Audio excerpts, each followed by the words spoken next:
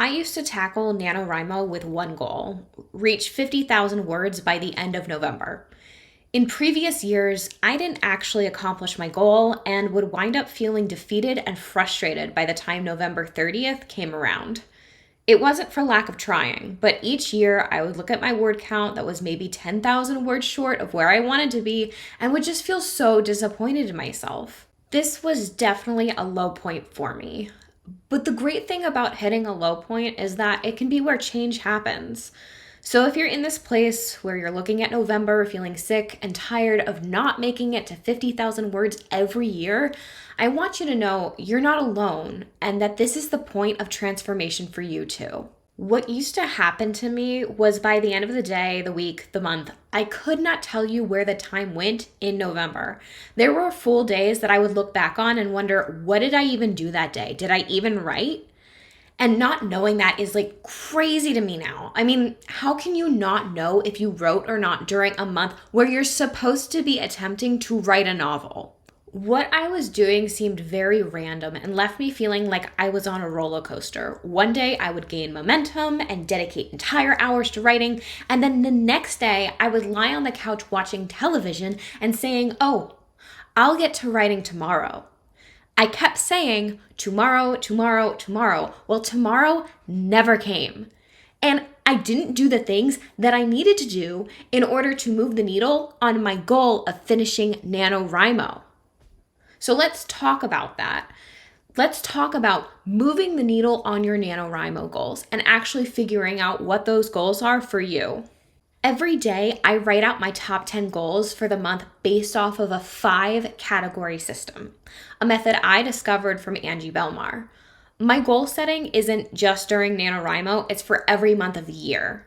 I rewrite them out every day so that way I can keep those goals at the front of my mind on a daily basis.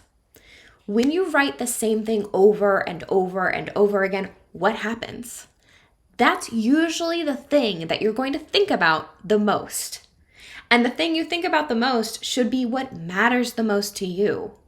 A lot of time, what happens in life is that we don't give ourselves time. We give time to everyone else, our jobs, our family, our friends, even the haters out there that try to bring us down. But the person who deserves our time the most is ourselves. Take the time to list out what is most important to you and set your goals.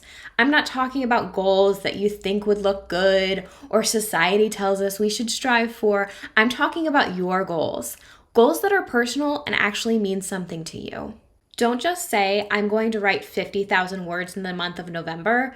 Be specific, like I'm going to write 2,000 words every single day during the month of November. Or I'm going to wake up at 5 in the morning on weekdays and carve out 2 hours of time before work to get my writing done. Your goals should be measurable. They should have numbers attached to them so you can look back after November is done and know exactly how you wrote those 50,000 words. Try not to overthink these goals. Do think about them, but don't overthink them. These goals should resonate with something deep inside of you and speak to where you are in life right now versus where you want to be. For broader goals that don't necessarily have to do with NanoWrimo, I recommend checking out Angie Belmar's channel. You're going to want to divide your goals up into different categories. When working on writing specifically, there are 5 categories you'll need to focus on. These are health, support system, writing, accountability, and fun.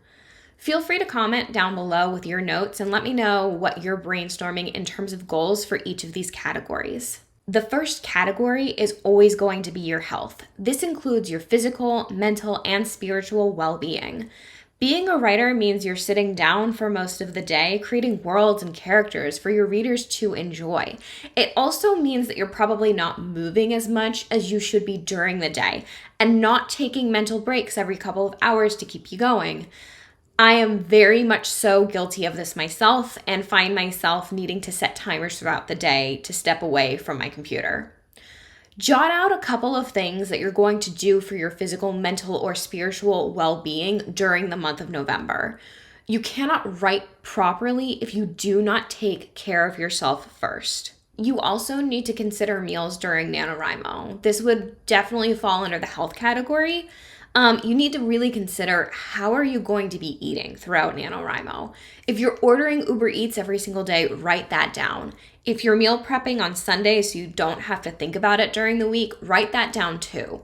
Write down whatever works for you in terms of making sure that you are properly fueling your body throughout the month of November. The second category is meant for your support system. This includes relationships like your family, friends, and writers group. How are you going to nurture those relationships during the month of November? And how will you let those relationships nurture you? Are you going to set aside one night a week to spend with your family doing something other than writing? Will you attend a weekly writers group so you can be surrounded by others participating in NaNoWrimo? Writing may be a solitary act, but it takes a village behind the scenes supporting you. In order to accomplish our big goals, we need to be willing to accept support from others. Do not neglect your support system during NaNoWrimo, and you'll find that they help fuel you throughout the entire month. The third category is writing. A lot of you may be surprised at how low this is on the list, but taking care of your health and your support system will help clear any distractions for your writing. This category is where you'll write down your actual writing goals. This could include your daily word count, what time you'll be writing during your day, what section you're going to write in your story, anything you need it to be in order for you to get your actual writing done. Figure out what needs to happen in this category for you. What works for others might not work for you, so dig deep and be honest with yourself here. The fourth category is accountability. This category is what's going to keep you honest during the month of November. For me, my accountability is posting regularly on social media so people know that I'm getting my goals done. It could be something as simple as you checking off what you wrote for the day and sharing that with your friends. The important thing here is to hold yourself accountable in some way.